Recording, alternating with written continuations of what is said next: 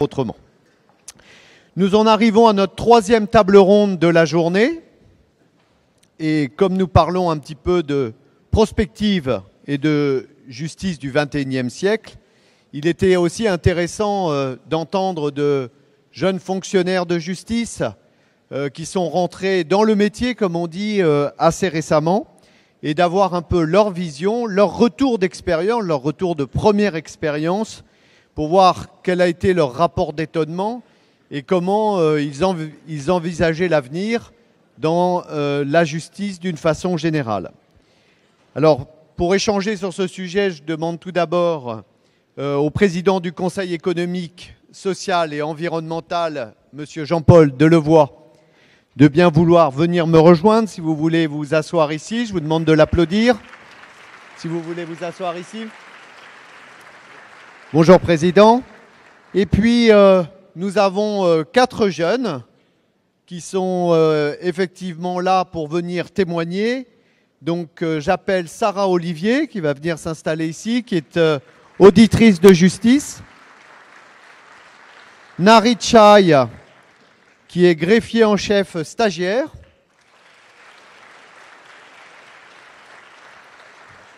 Asseyez-vous. Laura Milan, qui est greffière stagiaire,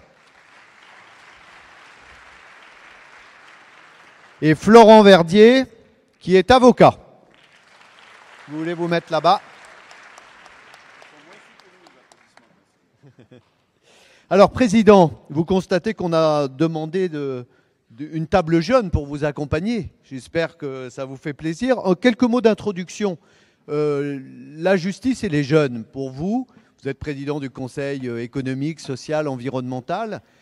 C'est important, on vient de le voir, la perception de la justice d'une façon générale et la perception de la justice pour les jeunes qui se destinent à ce métier. D'abord, merci pour le respect de l'horaire, moins pour le respect du contradictoire, mais bon, ça c'est un peu plus compliqué. Je voudrais simplement vous dire, Madame la garde des Sceaux, que je crois que dans la pathologie de nos sociétés modernes, la réforme que vous engagez me paraît intéressante pour 2 points. Si la décision restera toujours solitaire, l'élaboration de la décision doit être collective.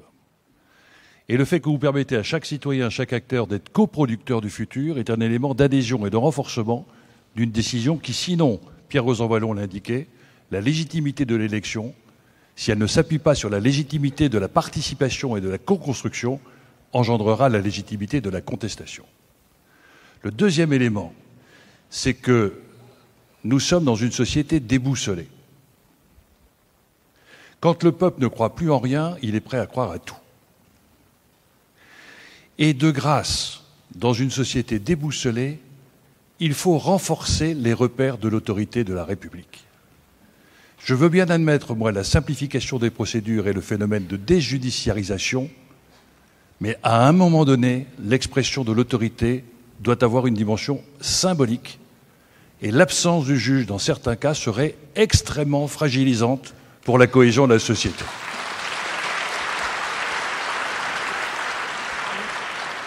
Le troisième élément, c'est que dans une démocratie, les mécanismes valent moins que les valeurs qui sous-tendent un fonctionnement. Et votre réforme, ce n'est pas un pouvoir, votre réforme, c'est un projet de société.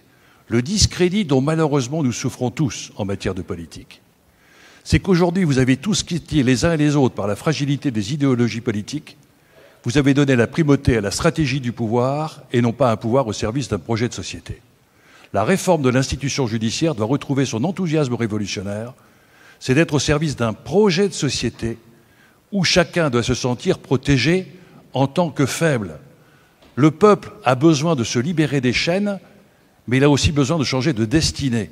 Et aujourd'hui, la longueur des procédures, le coût des procédures, la difficulté de l'accès à la justice fait que, paradoxalement, on est en train de tourner le dos à notre idéal révolutionnaire, que la loi était censée protéger le faible, mais quand on n'a pas d'argent, quand on n'a pas de relations, quand on n'a pas les moyens de payer des avocats, on finit par croire que c'est le fort et le puissant qui l'emportera in fine, même si on est dans son bon droit. Et je crois donc aujourd'hui, le rapport sur l'aide juridictionnelle, ça n'est pas une mauvaise surprise, c'est une excellente surprise. C'est-à-dire qu'aujourd'hui, le faible, qui sait qu'il ne pourra pas avoir accès à la justice, si on lui offre les moyens d'être accompagné, va retrouver une dignité qu'il a peut-être perdue. Nous sommes dans un moment extrêmement important où, ayant quitté le champ des espérances collectives, nous sommes en train de vivre des inquiétudes collectives et nous laissons la place à la gestion des peurs et des humiliations. Et si le système public rajoute une humiliation à une humiliation, la révolte des humiliés sera guidée par des désespérances et elle sera immaîtrisable. Et donc vous avez une lourde responsabilité, Madame la garde des Sceaux. Un, de retrouver espérance dans une institution qui écoute celui qu'on n'écoute pas, dans une institution qui ne clive pas mais qui rassemble, dans une société qui équilibre alors que nous allons une augmentation des inégalités. Et nous devrons être attentifs les uns et les autres à faire le procès de tous. Le politique n'a pas à instrumentaliser la justice. Et nous devons au contraire protéger le juge par rapport au temps. Et nous sommes tous en contradiction. En tant qu'élu local, on va tous demander à ce que l'insertion du prisonnier lui permette les libertés conditionnelles. Mais si jamais le juge se constate qu'il y a une erreur parce que l'humain est imprévisible, on sera peut-être le premier à condamner le juge parce qu'il a mis en liberté quelqu'un qui a recommis une erreur. Donc nous devons aujourd'hui être responsables de nos contradictions et d'aller vers la convergence. Si la procédure a été respectée, si l'humain est imprévisible et que tout a été mis en œuvre pour que l'on minimise les risques, à ce moment-là, il faut que nous assumions le droit à chacun de garder une espérance, d'avoir, après sa réparation, avoir le droit d'être réinséré dans la société. Et je trouve qu'au-delà de votre projet d'organisation, c'est une réappropriation des valeurs auxquelles nous devons tous les uns et les autres croire, sous-tendre. Les peuples, quand ils croient à des causes, ils se transcendent. Quand ils se laissent au niveau des intérêts, ils se déchirent. Et très souvent, les réformes ont été bloquées parce qu'on a joué sur les conséquences et non pas sur les objectifs. Et je dirais simplement que quand on voit ces jeunes, les jeunes ne sont pas prisonniers d'intérêt. Ils sont nourris d'un enthousiasme. Combien de fois j'ai vu des jeunes enseignants être fatigués par le système 15 ans après ? Parce que notre système de management est un système qui néglige la gestion des ressources humaines au sein des administrations publiques. On ne peut pas avoir une administration responsable, importante dans un projet de société qui doit écouter les souffrances de nos concitoyens si soi-même on souffre à l'intérieur de l'organisation. On ne pourra avoir des fonctionnaires motivés que s'ils sont fiers de leur patron, motivés par la mission qu'ils assument, passionnés par les valeurs qu'ils défendent. Et je trouve que là, vous êtes à un moment où les jeunes, avec ce questionnement, ce rapport d'interpellation au bout d'un an, moi je les félicite, je souhaite qu'ils gardent tout leur enthousiasme dans toute leur carrière. C'est notre responsabilité d'adultes de nourrir cet enthousiasme et d'accepter y compris la contradiction. Car la révolution culturelle en France, c'est qu'on préfère la jouissance du pouvoir à l'exercice du pouvoir, la gestion de sa carrière plutôt que la gestion de sa mission, alors que nos concitoyens aujourd'hui, par les forums citoyens, auront des exigences de transparence et d'utilité de l'institution extrêmement importantes. La pureté de la jeunesse nous aidera à atteindre ces objectifs. Merci, Président. Alors, vous avez parlé d'espérance. Alors justement, on va entendre ces jeunes entrer dans la justice. Tout d'abord, alors prenez chacun votre micro. Juste dire rapidement. L'avocat, c'est son anniversaire, c'est sa première année de prestation de serment. Voilà, alors juste nous dire d'où vous venez, quelle est votre fonction et depuis combien de temps vous êtes rentré dans la justice et combien d'années d'études vous avez faites. Donc, allez-y, c'est bon. Sarah Olivier, je suis auditrice de justice, donc magistrat en formation depuis janvier 2012. Moi, je suis entrée donc depuis à peu près 2 ans en tant qu'auditrice de justice. J'avais fait avant donc 5 années de formation. J'ai un diplôme de l'IEP de Paris. Bonjour à tous, je suis Narit Chef, je suis greffier en chef stagiaire. J'ai commencé ma formation de greffier en chef stagiaire en mai 2013 et par ailleurs, avant j'étais greffier placé sur le ressort de la Cour d'appel de Paris pendant 1 an et demi. Bonjour à tous, je suis Laura Millan, greffière stagiaire en préaffectation au tribunal de grande instance de Lyon. J'ai commencé ma formation à l'ENG en septembre 2012 et j'ai choisi mon poste en juillet 2013, donc titularisé le 17 mars. Voilà. Bonjour à tous, je suis Florent Verdier, avocat au barreau de Draguignan. Et comme a dit monsieur le président Delevoye, aujourd'hui, jour pour jour, ça fait 1 an que j'ai prêté serment. sous le regard bienveillant de Madame la première présidente de la Cour d'appel d'Aix, Madame Husson-Trochin. Et j'ai achevé cette première année d'exercice à laquelle je vais vous faire part et mes impressions tout à l'heure. Alors, on refait un petit tour de piste tous les quatre, juste nous dire l'image que vous aviez de la justice, et après quelques mois ou une année, ou un peu plus d'une année pour certains d'entre vous, comment cette image s'est confirmée ou s'est infirmée? Alors, moi, je crois que je suis entrée dans la magistrature et dans la justice avec prudence et passion. Passion d'abord, évidemment, parce qu'on ne choisit pas la magistrature par hasard et que c'était avec beaucoup d'enthousiasme que je suis arrivée vers cette fonction. Et ça, sur ce point-là, évidemment, ça n'a absolument pas changé. Mais je suis arrivée aussi avec prudence parce que j'avais une double dimension. La première chose, c'est que j'avais quand même conscience du regard critique que peut porter notre société sur le fonctionnement de la justice. Et j'étais aussi prudente parce que j'étais extrêmement impressionnée par l'ampleur des tâches à accomplir et la lourdeur des responsabilités que porte le magistrat. Voilà, la première fois quand on rentre dans une salle d'audience et qu'on va présider une audience, même en tant qu'auditrice de justice, c'est extrêmement impressionnant de porter ce poids de la future décision qu'on va prendre. Peut-être pas aussi impressionnant que de parler devant vous aujourd'hui, mais en tout cas particulièrement impressionnant. Et donc c'est pour ça que j'étais aussi donc peut-être assez critique du fonctionnement de la justice, critique aussi parce que je suis d'une génération qui a grandi entre guillemets avec les conséquences de l'affaire Doutreau, et j'ai choisi cette profession à un moment où les médias étaient particulièrement difficiles avec notre système judiciaire.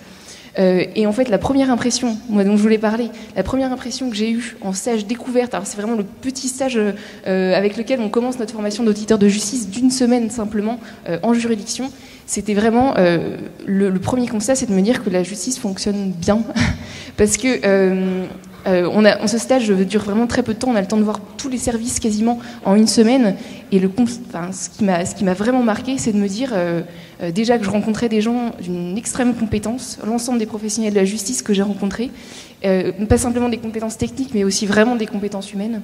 Et la deuxième chose, c'est que quand on a cet aperçu très rapide de tout ce qui est mis en place par le système judiciaire pour le justiciable quand même, c'est de se dire que on a plein de choses qui fonctionnent bien. Je pense pas, notamment à deux choses qui m'ont marqué, l'audience de tutelle, où véritablement j'étais confrontée à un juge qui était vraiment à l'écoute et très disponible à ces justiciables particulièrement vulnérables.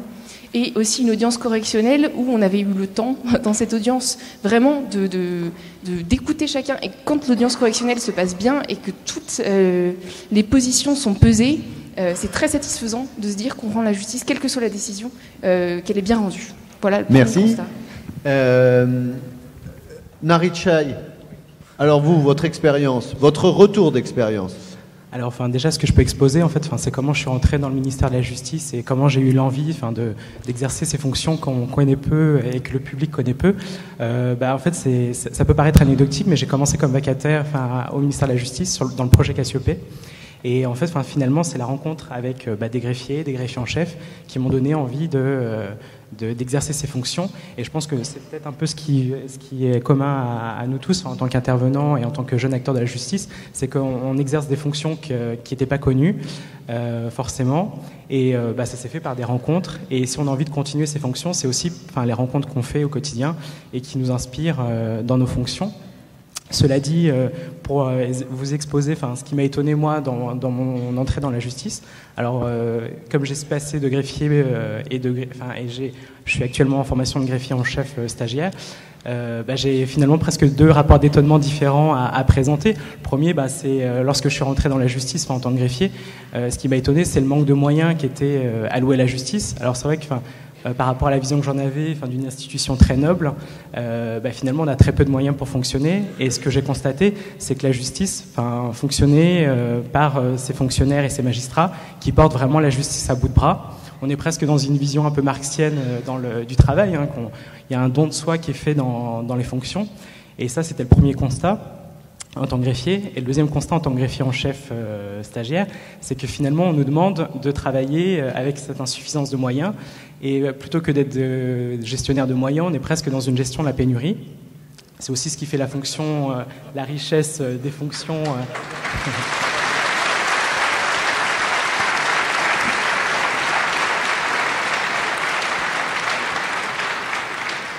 J'ai aucun mérite, c'était très populaire à dire. Hein. Et oui, finalement, ce qui est presque étonnant, c'est qu'on nous demande de gérer cette pénurie et qu'on l'installe en mode de fonctionnement normal, alors que ça ne devrait pas l'être. Voilà pour mes plus grands étonnements. Je reviendrai sur d'autres petits étonnements, mais le temps de... Laura Milan. Oui, alors moi je suis rentrée dans la justice par passion depuis toute petite, depuis peut-être que j'ai 7 ans. Je veux faire du droit et particulièrement entrer dans le ministère de la Justice. Mais mon parcours pour arriver en tant que greffier est pas chaotique, mais je suis passée par un autre chemin parce que je ne connaissais pas le métier de greffier et c'est ce que je voulais exposer aujourd'hui, c'est que ce métier est très peu connu dans le milieu civil et très peu reconnu dans son milieu professionnel. Merci.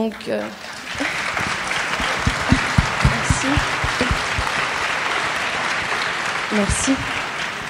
Puisque effectivement, en fait, c'est au terme de mes 5 années de droit que j'ai rencontré ce métier, par des contrats également de vacataires. Initialement, je me destinais à la magistrature et j'ai découvert ce métier et je me suis totalement épanouie. Je suis pas frustrée, je suis pas amère de pas être dans la magistrature. Je le garde dans un coin de ma tête, c'est certain. Mais aujourd'hui, je m'épanouis vraiment et je dois remercier les gens qui m'ont entourée quand j'étais vacataire au tribunal de grande instance de Bergerac, que ce soit le directeur de greffe, le procureur général et également la greffière qui m'a accompagnée et qui m'a formée quelque part avant de rentrer à l'école et m'a communiqué son envie et sa passion également de ce métier-là. Et donc voilà, moi je veux vraiment appuyer sur le fait que la société civile nous connaît peu.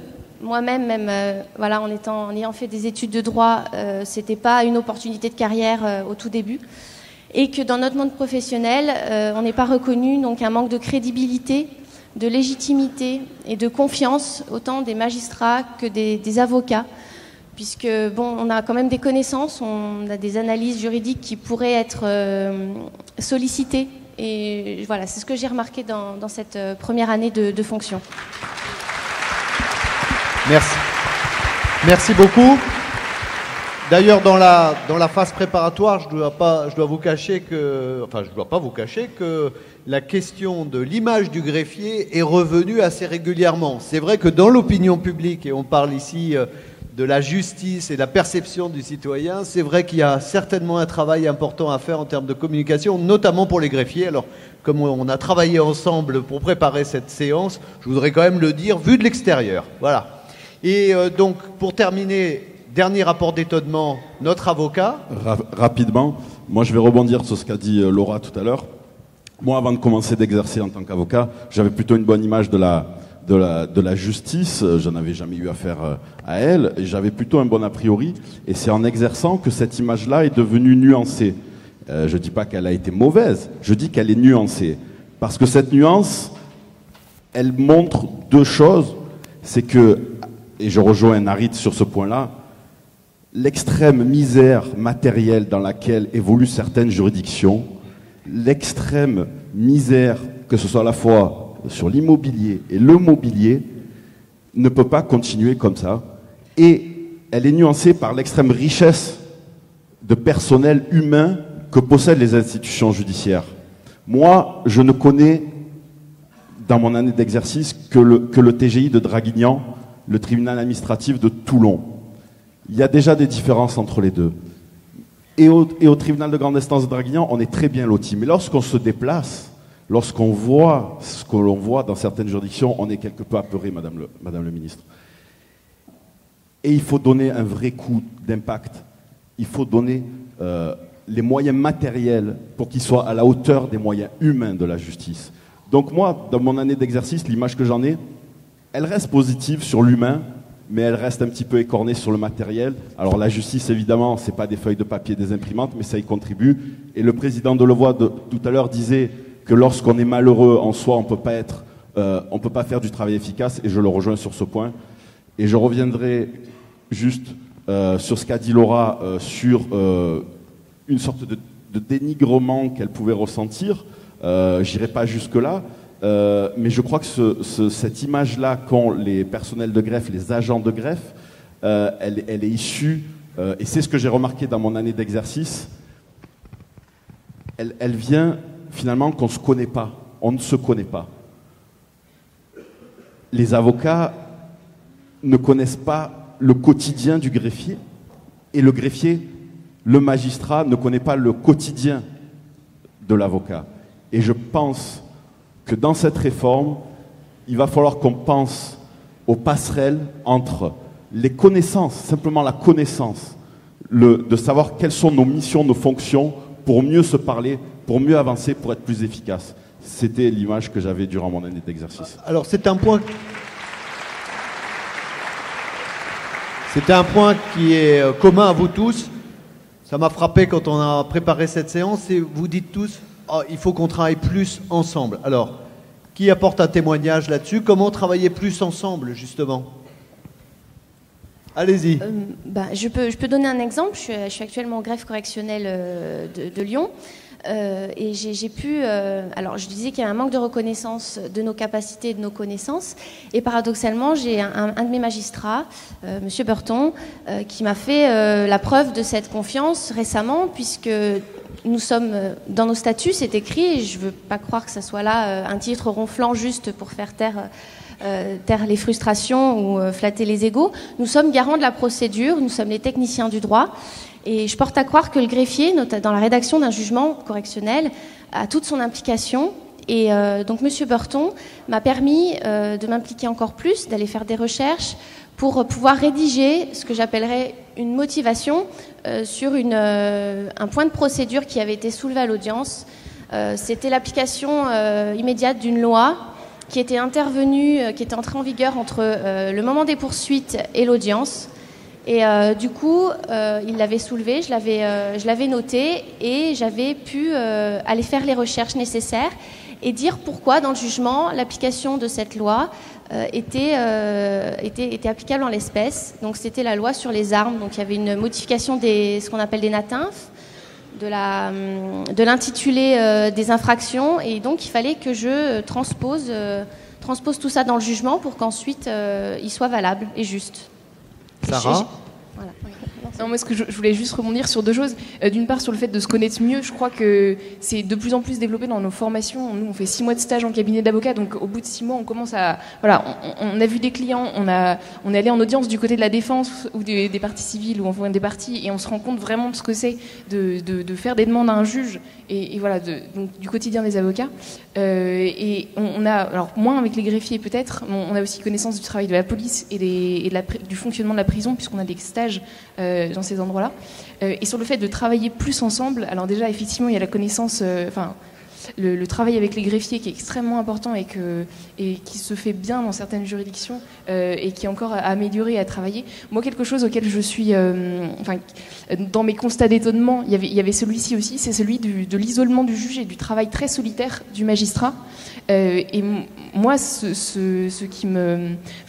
ce que je perçois, ce que j'imagine de la justice du XXIe siècle, c'est des magistrats qui travaillent beaucoup plus en équipe, et pas simplement en collégialité avec d'autres magistrats, mais aussi vraiment, alors avec les greffiers, avec peut-être un greffier juridictionnel, avec des assistants de justice qui auraient beaucoup plus de liberté pour faire par exemple des recherches juridiques.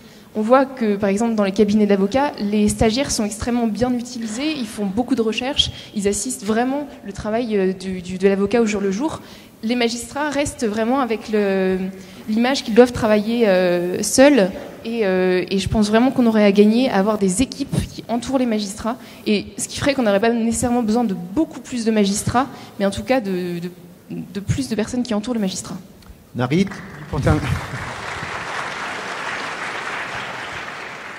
Pour continuer sur ce qui a été dit, c'est vrai que sur le travail en équipe, ça passe aussi par une connaissance des fonctions respectives.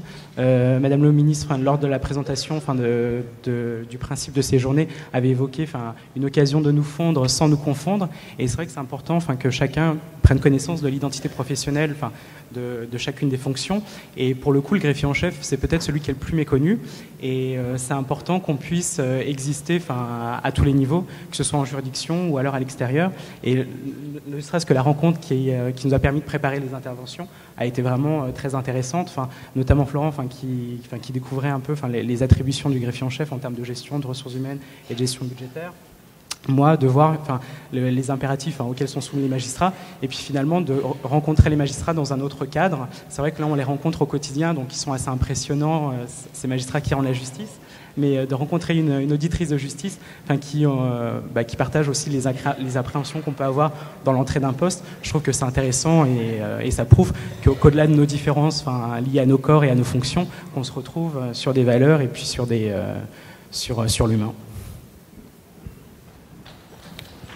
Notre avocat. J'ai dit tout à l'heure qu'il fallait qu'on se connaisse mieux et je crois que c'est important et il ne faudrait pas que l'avenir nous enlève cet idéal-là dans lequel on est nous, cette fraîcheur qu'on a nous, la jeunesse, les auxiliaires de justice que nous sommes, on le voit bien à travers nos 4 interventions, elle s'inscrit dans la collégialité, cette collégialité qui est peu à peu restreinte dans les institutions judiciaires, dans les différentes réformes qu'il y a eu.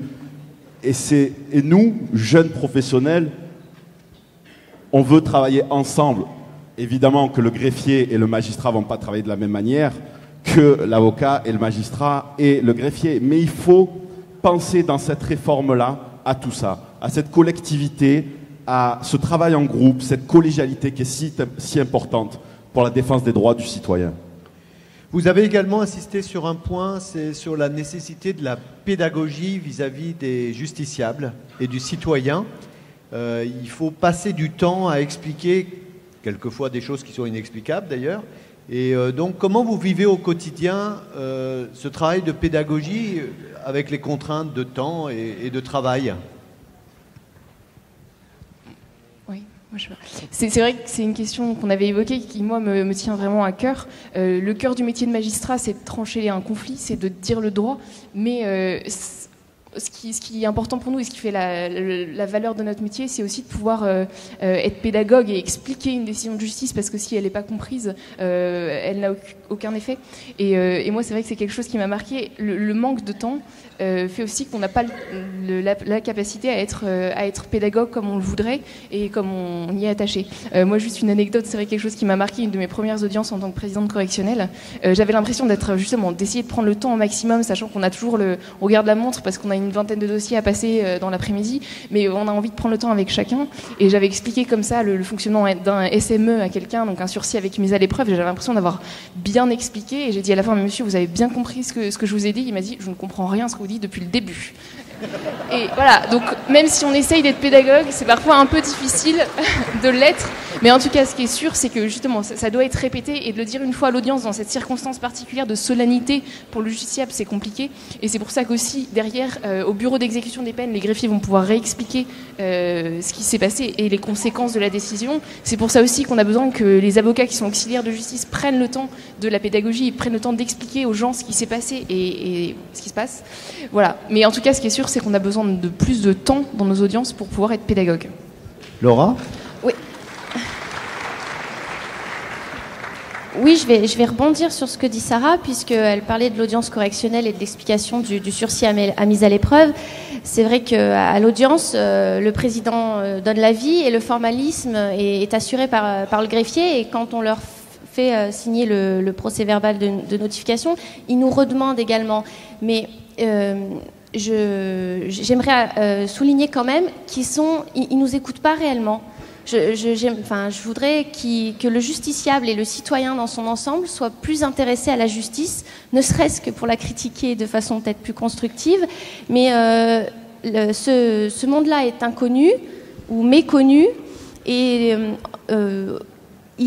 ils nous écoutent pas, ils sont pas assez attentifs, alors qu'on essaye pourtant. Enfin, moi personnellement, je sais que ce devoir d'information est important, et j'essaye d'expliquer avec des mots simple, puisque c'est vrai que le vocabulaire du monde judiciaire est un petit peu complexe pour l'initié. Donc voilà, je voudrais vraiment qu'ils s'intéressent à ce qu'on fait, et je voudrais revenir plus globalement sur le fait que l'organisation et le fonctionnement de la justice, moi, mes premières approches avec ce monde-là, ça a été en cours d'éducation civique au collège. Et en fait, jusqu'à ma première année de droit, j'ai plus jamais entendu parler de la justice, de son fonctionnement, de son rôle, et enfin tout ça. Et je trouve que ces bases-là manquent un petit peu également aux citoyens. Voilà.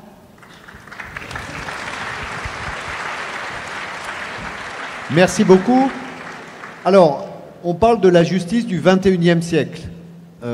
On a fait votre retour de première expérience. Alors, si on se projette un peu dans l'avenir, globalement, vous dites, mis à part les quelques problèmes matériels que vous avez signalés, vous aimez bien la justice, que vous trouvez que globalement la justice fonctionne bien, mais vous aspirez à quoi pour les prochaines années finalement?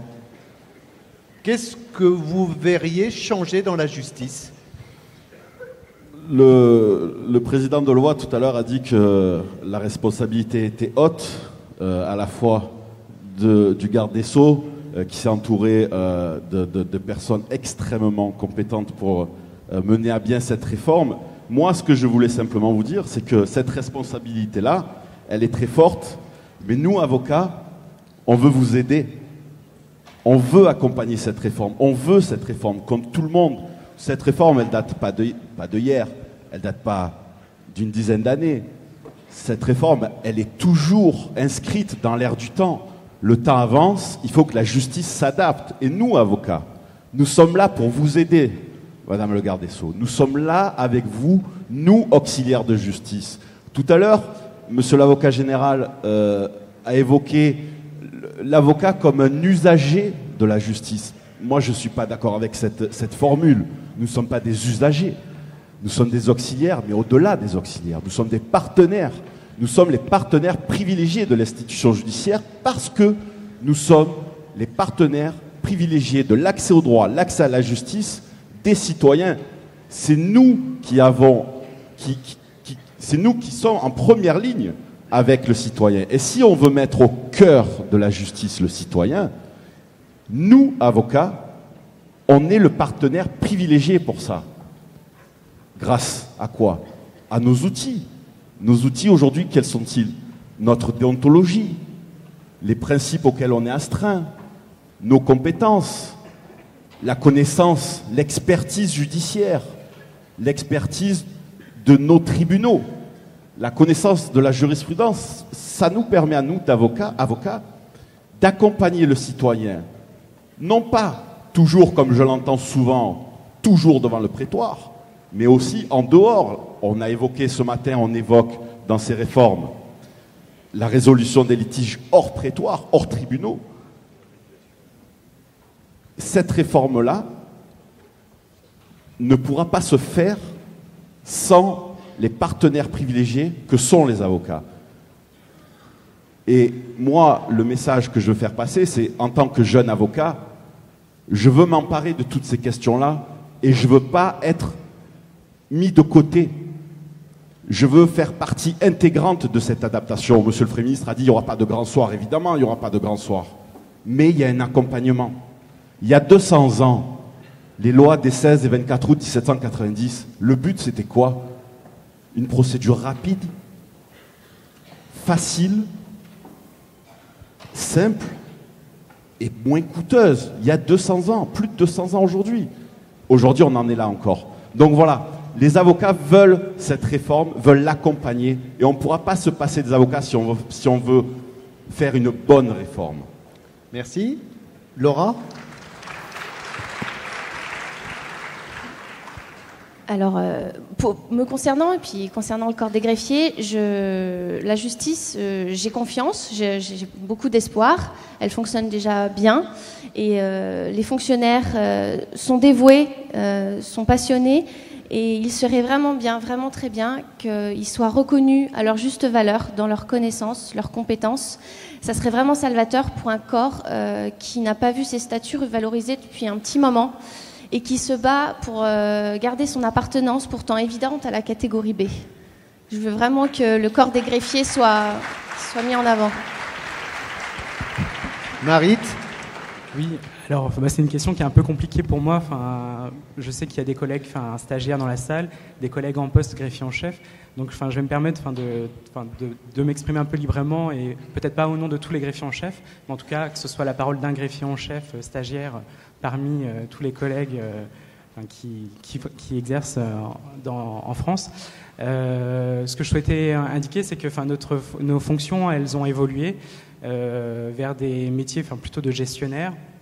Et j'ai le sentiment qu'effectivement c'était une évolution qui s'est construite. Monsieur Rosan-Vallon avait évoqué la question de la légitimité, et j'ai le sentiment que l'évolution de ces fonctions, elle s'est accompagnée de la légitimité avec laquelle, la légitimité qui a été construite par les greffiers en chef actuellement en poste.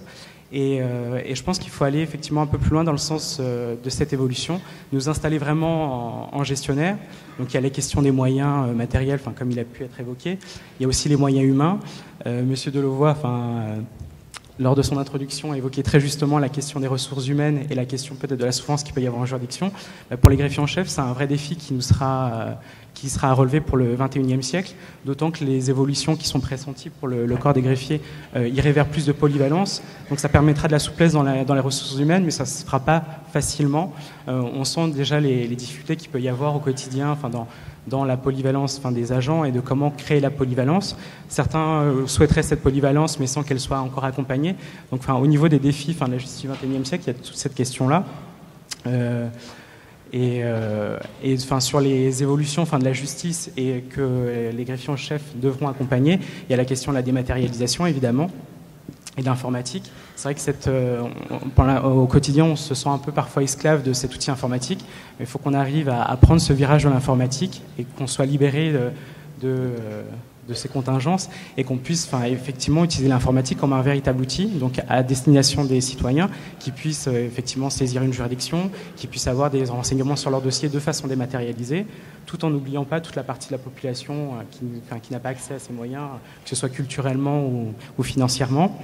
Et aussi, dans les réformes telles qu'elles devront être accompagnées et perçues, au niveau de l'informatique, il y a la question des données statistiques. Alors, j'allais dire que c'est peut-être une question qui est propre au greffier en chef et au chef de juridiction, au chef de cour. Il sera intéressant, notamment peut-être par la création de cet observatoire de la justice, qu'on ait une collecte qui soit rationnelle des statistiques. On a l'impression qu'on nous demande quotidiennement des statistiques différentes et sans qu'il y ait de réelle conception derrière. C'est important qu'on puisse avoir ce regard sur l'activité des juridictions et ce qu'on souhaite avoir comme retour de l'activité des juridictions. Merci. Ouais, et pour finir, Sarah Oui, moi ce que j'espère et ce que j'imagine pour la justice du XXIe siècle, c'est ce dont j'ai déjà parlé un petit peu dans mes premiers constats, c'est un magistrat qui travaille vraiment davantage en équipe. Et donc en collaboration également avec les autres acteurs de la justice. C'est une justice globalement qui soit plus... Mais alors c'est évidemment, ça a été déjà dit, et c'est une justice plus lisible et une justice qui communique davantage vers les citoyens, que ce soit une communication, donc une pédagogie qui soit dès l'école, puisqu'on a vraiment très peu de connaissances du fonctionnement du système judiciaire à ce stade-là, j'ai l'impression. À travers... alors aussi, moi une question que je m'étais posée, c'est vrai que j'ai l'impression que nos citoyens connaissent mieux la justice américaine que la justice française à travers les séries télévisées. Et ça pose question quand même de se dire qu'on n'arrive pas suffisamment à communiquer sur notre propre fonctionnement. Donc une justice qui sache mieux être connue par le grand public et une justice qui, donc, à travers les procédures, communique plus sur notamment les délais. Effectivement, que les délais soient longs, on essaye d'y remédier, c'est difficile, et voilà, qu'au moins les délais soient prévisibles pour les gens, c'est extrêmement important.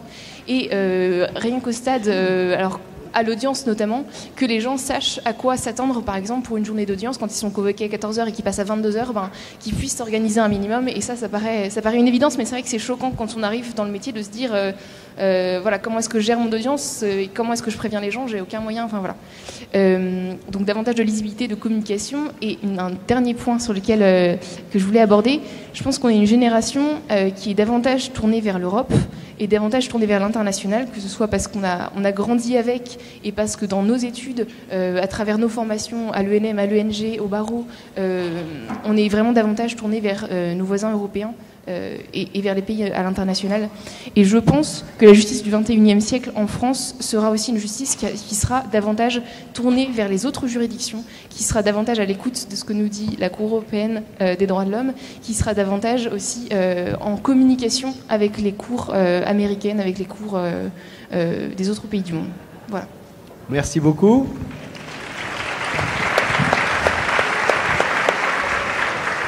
Je me tourne vers le président. C'est rafraîchissant finalement d'entendre tous ces propos. Ça laisse beaucoup d'espoir pour la justice d'une façon générale. Qu'est-ce que ça vous inspire?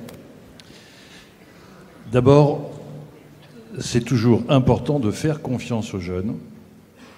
Ils ont des qualités extraordinaires. Ils ont surtout un regard sur la société qui n'est plus tout à fait le nôtre. Et donc, ils nous aident à être un peu plus pertinents sur les pathologies actuelles de la société. La deuxième chose, dans leurs différents reportages, sans que pourtant il l'ait forcément indiqué, ils nous ont mis une formidable responsabilité à nous, personnes plus âgées. J'ai cru comprendre chez Sarah qu'elle avait changé son parcours professionnel grâce à la qualité d'un maître de stage qui l'avait réorienté. Et donc soyons attentifs à ce que quand on accepte un stagiaire, c'est pas un sous-fifre, c'est quelqu'un qui peut demain être à notre place. Et qu'à chaque fois que l'on investit et que l'on a un jeune, on doit se dire, si on n'a pas de considération pour lui, si on le mésestime, c'est peut-être un Mozart qu'on assassine. Et je trouve que là, c'est quelque chose qui est absolument dramatique. Il faut que nous soyons attentifs à ce que les stages, ce n'est pas de l'occupationnel, c'est du passionnel. Et la deuxième chose qu'évoquait Myriam, c'est que nous devons être attentifs les uns et les autres dans une société où aujourd'hui, notre société n'est pas plus violente, mais elle est plus fragile. Et que paradoxalement, dans le rapport du collectif à l'individu, vous les jeunes, vous êtes 1000 fois plus créatifs que nous. Vous avez cette capacité de vous exprimer de façon assez extraordinaire, mais vous êtes paradoxalement bien plus fragiles que nous. Et l'on voit bien que dans cette notion de fragilité, il se pose, Madame la Garde des Sceaux, le problème de la reconnaissance. Personne n'est mineur dans une organisation collective. Et que l'organisation collective, dans sa réputation, c'est le maillon la plus faible qui mettra la force ou la faiblesse de l'institution.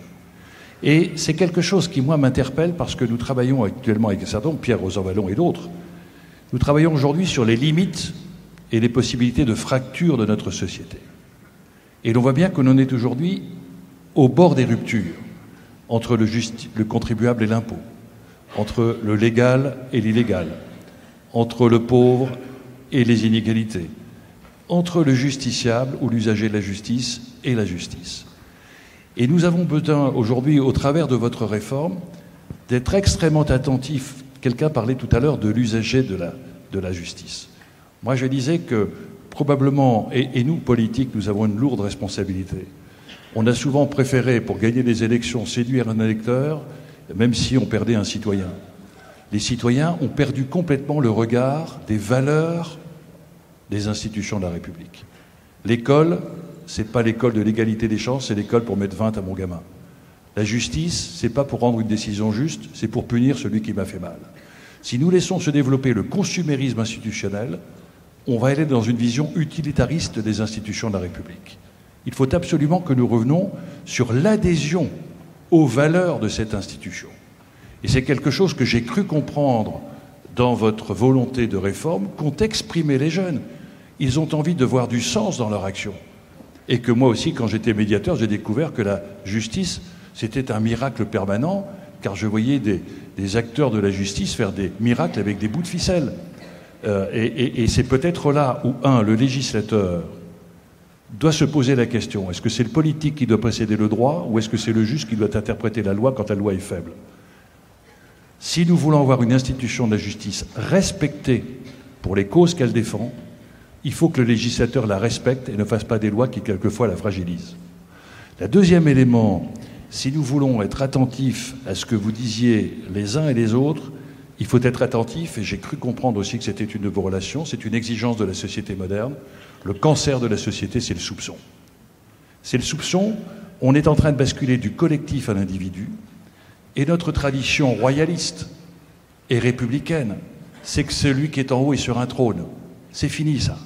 Celui qui détient le pouvoir n'est pas supérieur. Il est responsable. et que c'est le crédit de l'autorité qui va l'emporter sur la légitimité du titre. Et je crois qu'à ce moment-là, la distanciation par rapport au pouvoir, le soupçon d'une proximité du pouvoir politique sur l'influence des décisions de justice est un élément sur lequel nous devons être attentifs sur le crédit et la confiance que peuvent retrouver les citoyens dans leur institution. Mais ça veut dire aussi pour les magistrats que si demain ils sont totalement indépendants, le statut d'indépendance ne garantit pas la vertu. Et que si, au nom de l'indépendance revendiquée, c'est peut-être un privilège, et donc si c'est un privilège, c'est plus d'exigence, mais plus de responsabilité par rapport à l'éthique. Et que nous devons tous être sur le plan syndical, sur le plan citoyen, ne plus défendre l'indéfendable. Le syndicat, c'est pas le copinage. Celui qui fragilise les valeurs d'une institution est en train de mettre en place un élément de destruction de son institution. Et nous devons tous être les uns et les autres, être capables d'avoir cette exigence. Si l'intérêt supérieur, c'est les causes que l'on défend, celui qui fragilise la défense de ces causes doit être soit écarté, soit réintégré par des formations adaptées, soit accompagné parce qu'il a peut-être aussi quelque chose de fragile. Et puis enfin, Madame la garde des Sceaux, la gestion des ressources humaines. La société devient de plus en plus fragile, sera de plus en plus compliquée. Je ne crois pas à la simplification des procédures.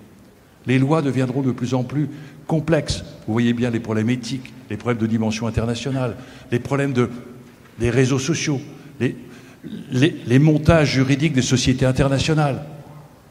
Et là, vous allez avoir un élément de réflexion majeur. Qu'est-ce qui renforce la capacité pour le magistrat de prendre une bonne décision? Qu'est-ce qui fragilise l'élaboration de la décision? Et il faut que vous vous posiez la question de la qualité de tous celles et ceux qui permettent à un magistrat de transférer ses incompétences sur les compétences des autres, parce qu'un magistrat ne peut pas être compétent sur tous les sujets dans une société qui va devenir de plus en plus compliquée. C'est la qualité des experts. Et l'on voit bien que là, c'est un vrai sujet. C'est aussi le soupçon que l'on porte ou pas sur les exécuteurs des décisions de justice. On voit bien que si une justice est bonne, mais si elle n'est pas appliquée, l'opinion se portera sur la critique du magistrat. Et donc je trouve que là, vous êtes sur un formidable challenge qui consiste à redonner à la République la fierté d'être dans un projet de société où le vivre ensemble l'emporte sur le chacun pour soi, et où nous sommes aujourd'hui en train, par votre réforme, peut-être d'essayer de régler un problème qui est aujourd'hui en train de détruire notre société. À partir du moment où nous sommes dans des mécaniques d'exclusion, où il n'y a pas de place pour tout le monde dans l'économie, et je vais chercher au black, ou dans la prostitution, ou dans la drogue, les ressources que je n'ai pas dans la société normale. Je vois bien qu'à ce moment-là, si la République n'apporte pas une loi de morale collective, et que la force du droit est contestée, par moi, je revendiquerai le droit à la force qui mettra en place la violence, et donc c'est la protection du faible qui disparaîtra sur la loi du plus violent et la loi du plus fort. Et donc on voit bien que derrière votre réforme, ce n'est pas une réforme d'organisation, ce n'est pas une réforme de statut, ce n'est pas une réforme de moyens, c'est un formidable enthousiasme que l'on peut avoir pour retrouver des valeurs et une cause qui est aujourd'hui plus nécessaire que jamais, à un moment où nos démocraties peuvent avoir des réflexes suicidaires. Plus il faut penser l'autre, plus on pense chacun pour soi, plus il faut penser monde, plus on pense village, plus il faut penser moyen terme, plus on pense court terme. Et je trouve que l'espérance, les attentes, les exigences formulées par la jeunesse fait que notre responsabilité à nous, c'est de faire en sorte, comme le disait un de mes maîtres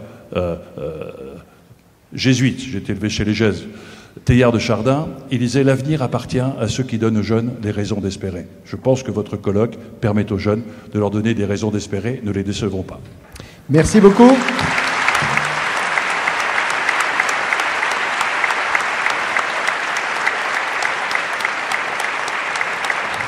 Voilà, la session plénière est maintenant terminée. Va être l'heure du panier repas. Je vous rappelle que vous devez tous vous présenter à 13h, à partir de 13h45, mais pas plus tard, dans votre atelier, de façon à être en capacité à démarrer les travaux dès 14h.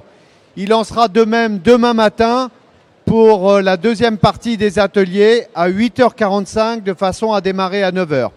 Je vous remercie tous et je vous souhaite un bon appétit.